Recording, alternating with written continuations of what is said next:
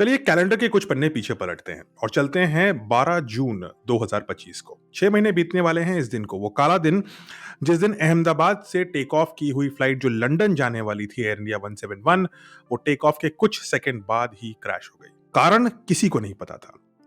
बहुत सारी अटकलें लगाई गई, स्पेकुलेशंस हुई।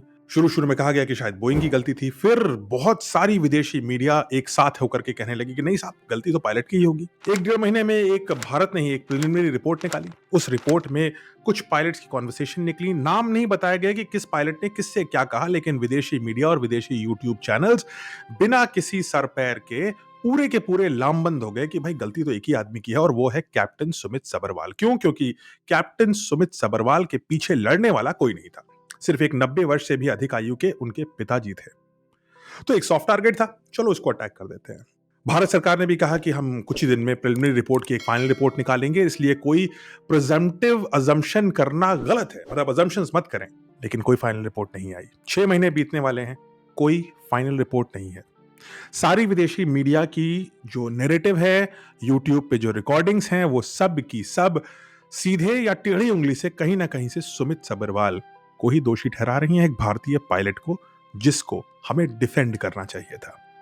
यह पहली बार नहीं थी जब बोइंग की कंपनी में कुछ गलती निकली थी। बोइंग की सेफ्टी डायरेक्टर्स हिमसेल्फ वो सब विसल ब्लोअर बने थे और कहा था कि बोइंग के मैन्युफैक्चरिंग प्रोसेस में बहुत सारे फ्लॉज हैं, जिससे प्लेन में खतरा मंडरा सकता है।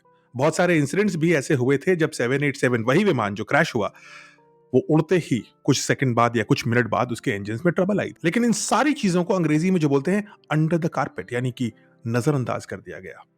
क्या बोइंग की कंपनी में इतनी शक्ति है कि भारत के 1.5 अरब लोगों की आवाज, भारत के 1.5 अरब लोगों की कॉन्शियंस, इन सब चीजों को बोइंग अपने एडवर्टाइजिंग कैंपेन से दबा सकती है?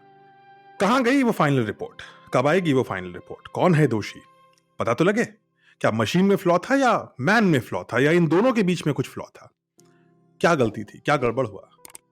ये सब जानना अब जरूरी है और इसके लिए हमें एक ओपन, फेयर, ट्रांसपेरेंट लेकिन स्पीडी इंक्वायरी की जरूरत थी। अब 6 महीने बीत गए और कुछ नहीं आया। 2025 का साल भी बीत जाएगा, 26 आ जाएगी और शायद हम ये सब भूल जाएंगे, क्योंकि हमें एक बीमारी है, भूलने की। लेकिन इस बीमारी को इस बार अपने ऊपर काबिज मत होने दीजिएगा, कंट्रोल मत होने दीजिएगा, इन्फेक्ट मत हो जाइएगा, क्योंकि जो लोग इतिहास से नहीं सीखते वो भविष्य में वही गलतियां दोहराते हैं।